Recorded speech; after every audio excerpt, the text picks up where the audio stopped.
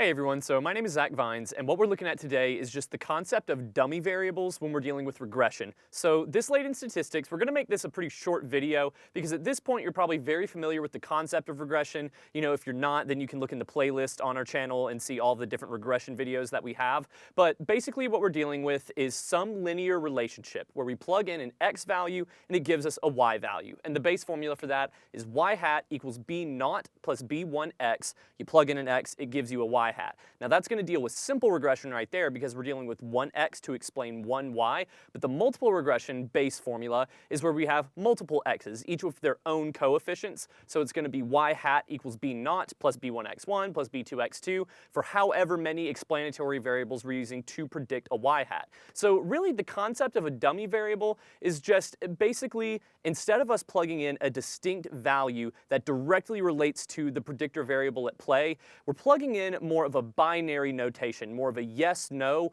qualitative variable. So I think that will be best demonstrated by an example. So let's say we have this base formula right here. You can clearly see we're dealing with multiple regression because we have multiple x's that explain one y hat. So it's b1x1, b2x2, all the way through b4x4. So let's say I was trying to predict the price of a house, which is going to be our y hat right there. And just the way the formula works out, like the variables that we have, are that we have 5,000 plus 12,500x1, 5,000x2, 40x3, and 20,000x4. And what each of those represent is the number of bedrooms, the number of bathrooms, how many square feet your house is, and whether or not you have a pool. So when you're filling out that formula, the number of bedrooms is going to be, you literally plug in, we have 1 bedroom, 2 bedrooms, 3 bedrooms, so on and so forth. Same goes with the bathrooms, and for the square feet, if it's 2,500 square feet, you plug in 2,500 for x3 right there to solve the equation. But with the pool, it's not.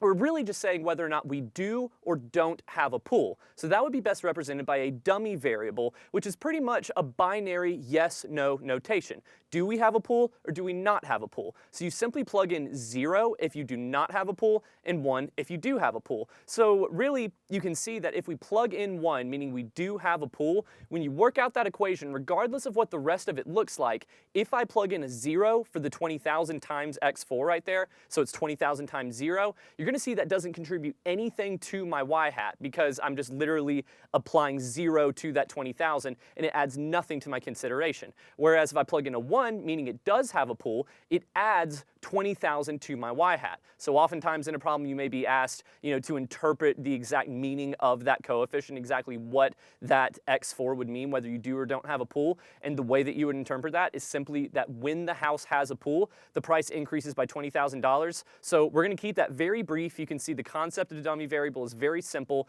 It's just instead of plugging in, number of bedrooms, number of bathrooms, like the exact number of things that we have relating to that predictor variable, we're simply making it more of a binary notation, applying a 0 to one answer, a 1 to another answer. There do exist situations where you might have more than just a yes or a no, and there are multiple characteristics that you work through, but just kind of as a high-level overview of the concept of a dummy variable, it's really just plugging in a 0 or a 1 into that and then interpreting it accordingly. So thank you so much for watching, and I hope that helped.